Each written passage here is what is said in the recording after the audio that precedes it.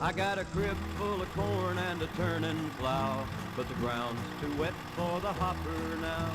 I got a cultivator and a double tree, and a leather line for the hauling. Aurtengo negua desastrea, Pusti geharri, eta, udaberri etorri eta, esperantza bagendu, negun asko inda, udaberri hona etorriko, baina, keba.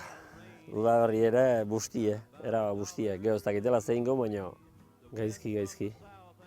Ebin gainen da gaizki. Ganadu ere mendin asentatu ezinik, eta dena hankapen sartzeie, daun guzi eta geho belarra igetzeo gitek, da holo aldi egin, dena atzeatu, lan guzik atzeatu eta gaizki.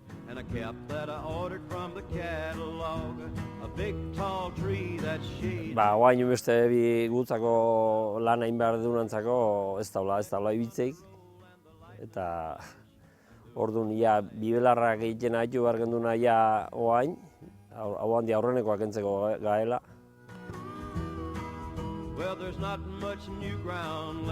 Ondorio onak ez. Hoi udaran egin bat zituen horrengo parten erdik, ondo baino, hemen egindako hartu behar da ondorio onak ez. Eske belarra kosetxa sartzeko eta gaizki. Eske berrize trumoia nola datorren da aldan azkarrena berrize sartzen. Lehen inditunak holaxe denak presaka eta hemen gu lehortegin hogeto bitzei gala. Hemen txindoki azpiontan nola laiotzan zan, nola harrapatzen da, gaina gu lehor gehixo egin hogeto bitzen gala. Mendin ganau ere hogeto bitzen da, eta kosetxak harrapatzeko askoz hogeto.